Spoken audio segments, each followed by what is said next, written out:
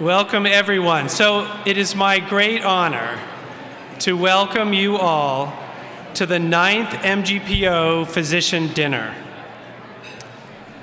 I'd like to start by acknowledging that this is Veterans Day, and we actually have numerous veterans on the MGPO staff.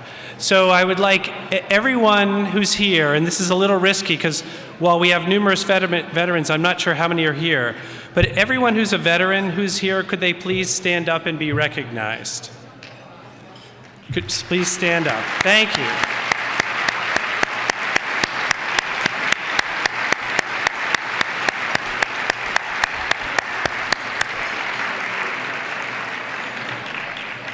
Thank you for your service. Next, you have all seen posters, presumably out in the reception area, showing the MGPO Board of Trustees. And rather than going through each of their names, I'm going to ask all of the members of the MGPO Board of Trustees, both the physicians and the lay members, to stand and be recognized. So please stand up. They're mostly in the front here. So please recognize the MGPO Board of Trustees.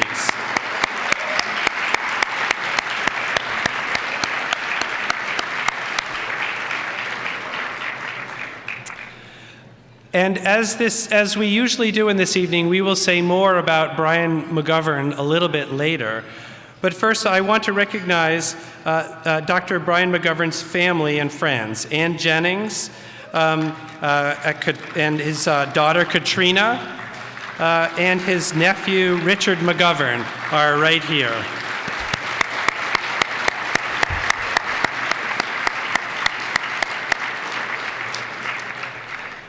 Next, I would like to thank Ira and Jackie Stepanian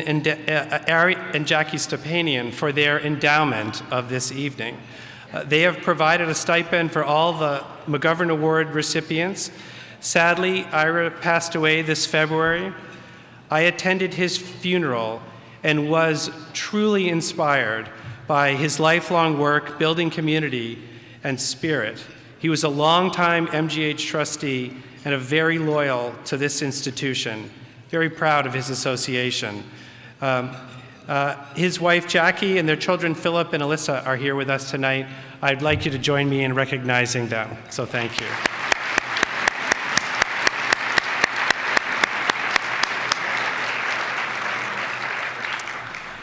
We also have a couple prior MGPO CEOs who are here. I believe Jerry Austin is here. He should be. I haven't seen him yet tonight. There he is. Okay. And he's at actually the same table with Peter Slavin. So please join me in recognizing the prior leaders of the Mass General Physicians.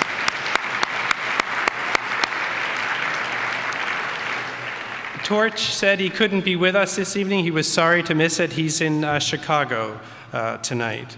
And then the hospital administration and the physicians of Mass General both benefit from a very close partnership.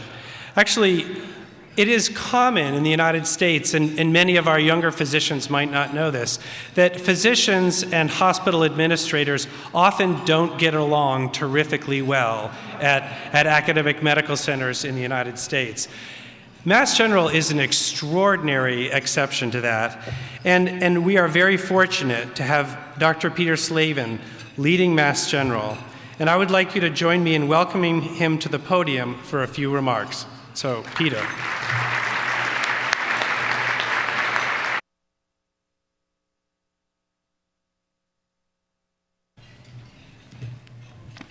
Good evening, everyone, and thank you for that introduction, Tim. And I want to welcome you all to this dinner, but even more importantly, on behalf of the hospital, say thank you.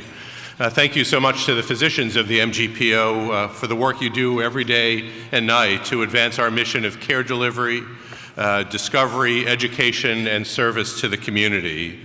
I next want to thank the MGPO board for appointing Tim Ferriss as the chair and CEO, and thank Tim for taking on this important role We are all very fortunate to have someone with Tim's intelligence, values, vision, and leadership skills lead this organization, and in the last few months, it has been a true honor and privilege for me to work with him to lead the MGH. So please help me thank Tim Ferriss for his leadership.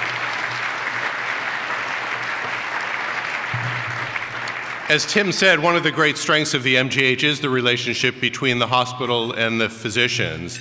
And I certainly appreciate the loyalty and affection the physicians of the MGO feel toward the hospital, and I hope you recognize that the feeling is mutual.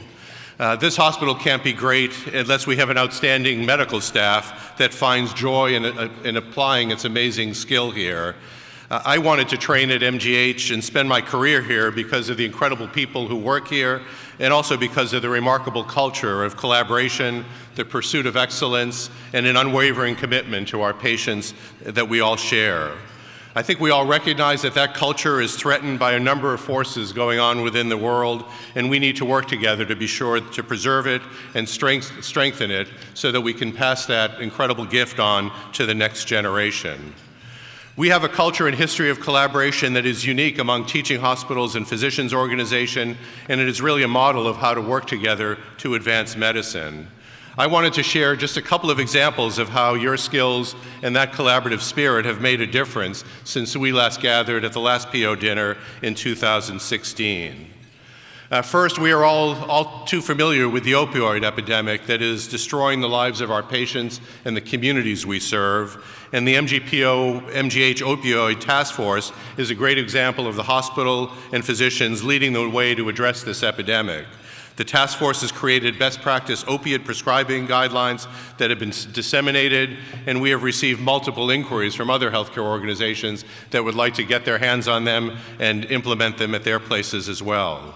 We have also worked together through the Substance Use Disorder Initiative to dramatically expand the services available to patients suffering from this mental illness, both while in the hospital and also at home. Second, with an unprecedented number of natural disasters within the last few months, we have been involved in relief efforts in Texas, Puerto Rico, and other Caribbean islands. Many members of the MGH physician staff and other staff members have dropped everything they were doing here in Boston to be deployed, and their colleagues have enthusiastically volunteered to fill their shoes so that services in Boston never miss a beat. This year has also been a particularly important one to reaffirm our commitment to diversity and inclusion in all of its forms. We've come together as a community to assure our patients and our staff that we believe that because of diversity, we excel. Through inclusion, we respect, and focused on equity, we serve, heal, educate, and innovate. This issue has required engagement from all parts of the institution, and our physicians have played a critical role both in our institution-wide efforts as well as within the clinical and academic departments. Lastly, just last week, we were visited by a survey team from the American Nursing Credentialing Center who were at the hospital for 4 days to determine if our status as a magnet hospital should be renewed for the third time. I met with the surveyors at the beginning and also at the end of their visit, and on the way out the door, they told me two things that I wanted to share with you. The first is something that I think all the physicians at MGH are already well aware of, and that is that the surveyors thought that the nursing staff they met at MGH was simply the best they had ever seen in their careers.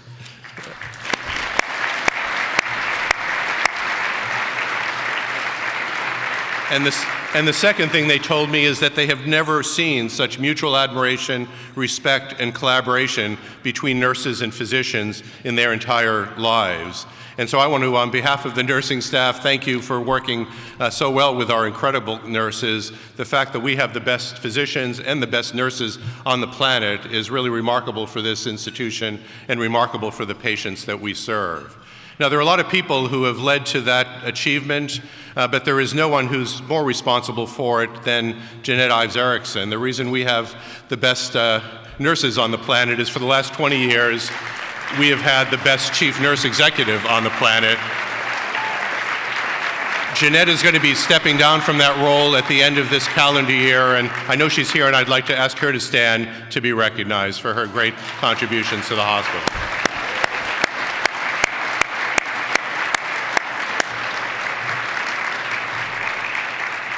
So in sum, I want to just thank you for all that you do to make MGH such an amazing temple of healing for our patients, their loved ones, and our community.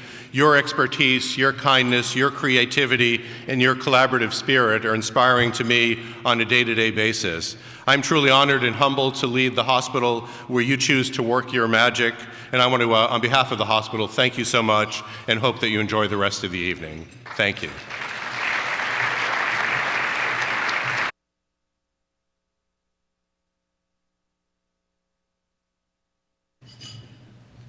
Peter, thanks so much. I noticed that among the many accolades he gave me, he didn't mention that I was adept at public speaking. So we're going to see if we can make forward progress here. I do just have a couple of remarks, and then we'll get on with the dinner. And of course, somehow I'm lost. Okay. Let's see, I'll pick this up and see what my first slide is. Okay, so typically when we have meetings, the MGPO CEO and the president of the hospital give their updates. So I'm going to give you updates, and I have three things to talk about. Someone who knows actually what they're doing. That's it, thank you. So the first is, many of you have asked me to explain a little bit about the MGPO. So I like the by the numbers routine, so we're going to do a little MGPO by the numbers. So these are all the departments and divisions. Medicine, I'm sure Katrina's here, but medicine is so big it has to have its own wheel over here, right, Katrina? That's as it should be. So this is makes up the totality. It's really quite extraordinary. I'm going to show you another way of representing this in a minute. But then, where are we all from? And you get a sense of this. Of course, most of us are from North America, but not a small minority are from all over the world. And that is one of the things that gives us one of our many strengths, is the diversity of our backgrounds. The diversity of education is a little narrower, but you might have expected by reputation that this would be a Harvard-focused background. It turns out, as you'll see on the far left, that Harvard's part of it, but actually we come from all over the country, all over the world in our education and training, and that is also a great source of strength of this organization. Now, one of the things I wanted to point out to you in thinking about the numbers is how much the MGPO has changed and will continue to change. And this slide illustrates, on the left-hand side, what percent of our revenue is from our clinical activity, and on the right-hand side, what's from everything else. And what you'll notice between 2012 and 2017 is that outside activity is growing. That's very important to our future. It looks very much like our future is a future where that outside activity, be it local activity, regional activity, national activity, or international activity, it is very much part of the future of the MGPO and the physicians who work here, that we will be working not just here, but everywhere. And so when someone comes knocking on your door with thinking about that, I would ask you to at least entertain the possibility that you engage with this process, because it's hard to imagine a future where this isn't an important part of our future. And then I thought I'd end by the numbers with a statistic that I didn't know, which is last year, Mass General physicians added 170 dependents to their benefits plans.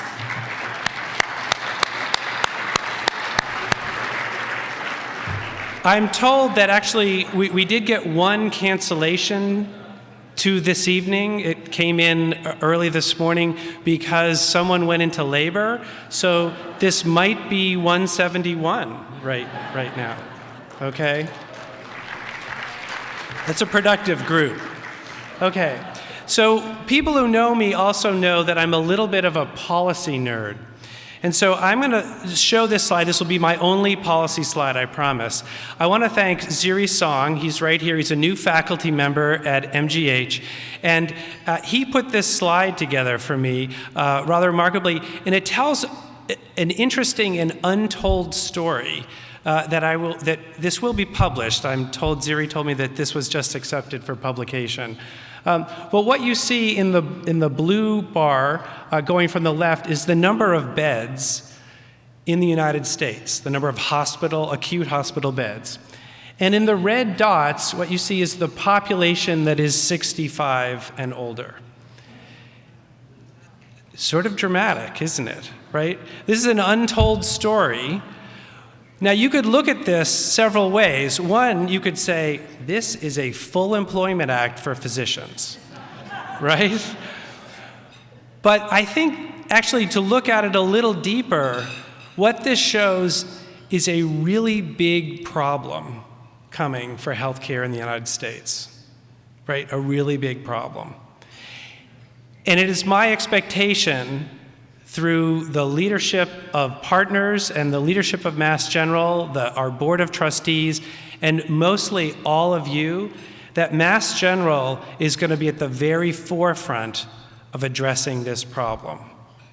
Okay, this is a transformation. It will require a transformation in the way we deliver medicine to address this problem, as so beautifully illustrated. So, thank you, Dr. Song, for this wonderful slide. And now, so most of you, the next little video, it was inspired because I was walking by the museum out in front of the hospital, the Russell Museum, and I was very jealous of the beautiful Martino's Institute, the Martino Center slides of tractography, right? The slides that show how all the brain works. And I thought, health policy has nothing like that, right? And I thought, why not? Because actually the physicians of Mass General are like a brain, right? All connected to each other. So bear with me for a moment. So I had this idea 2 weeks ago, and some rather astounding people at a company called Fathom. Fathom is actually a company that is literally across the street from the Russell Museum. It's above Soul Cycle on Cambridge Street. So literally across the street. And they helped me out here along with Helene Rocket. So now I'm going to queue up a video. And do I have to do anything? He's got it. Okay. So mapping clinician, I'm going to narrate this a little bit. So the first slides are about MGH clinicians, 27,000 employees approximately at Mass General Hospital, split into 3 groups. The non-direct care employees, 16,000. The direct care employees, 10,800. And the physicians. So there are 2,800 total, but 1,800 practicing physicians. So let's focus on the physicians, 29 specialties in 77 practices. Well, let's think about our patients for a second. So our patients, roughly speaking, we have pretty simple interactions, we have really medium interactions, and really complex interactions. So a type 1 interaction is just patient comes in, sees a nurse practitioner, for example, who communicates with a physician, and then the communication goes back to the patient. So as you see, actually about half of visits at Mass General fall into this category. A type 2 interaction is a little more complex. We get the emergency department engaged here. A patient comes in with a fall, change in mental status, see a physician, consults a neurologist. They get some tests. The radiologists and pathologists get involved. They confirm a diagnosis of pneumonia. They send the patient home, where we have our home hospital nurse and physician, and then follow up with a primary care doctor, right? So that's a type 2 interaction. Now, a type 3 interaction, you know what's coming, right? It gets really complicated. Now, there is actually one error in this. You can email it or text me if you see it in this, what happens here. But this is a patient who comes in, sees a doctor and a nurse for a new abdominal mass. They're sent to the ED. In the ED, they consult oncology, radiology, all of the things that go into place that really make Mass General special start to come into play here.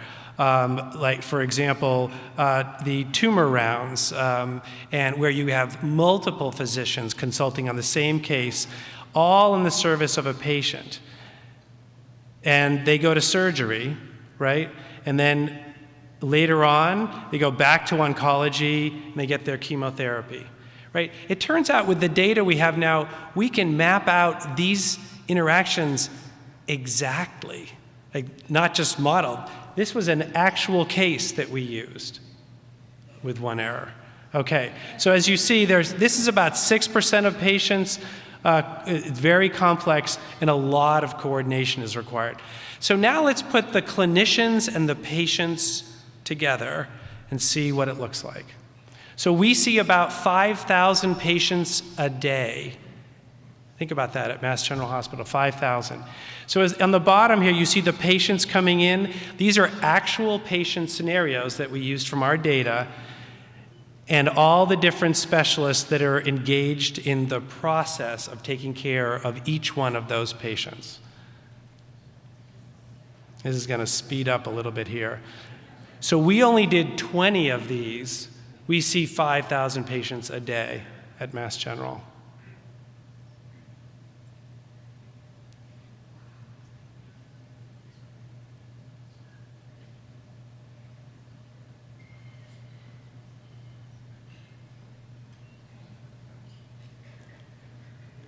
It's starting to get close to that tractography stuff, right? So the Martino Center, Bruce Rosen, watch out, because we got some pretty good stuff coming. So I want to thank the group at Fathom for doing this video. The point was to emphasize how much effort is involved in coordinating the care of complex patients, and how much it requires all of us to work outside of our specialties in order to deliver the great care that we deliver. So, let me also thank David and Kathy Clem, who were very generous and donated the funds to create this video. With that, I ask you to enjoy your dinner, and we will be back in 30 minutes for the McGovern Awards. So thank you very much.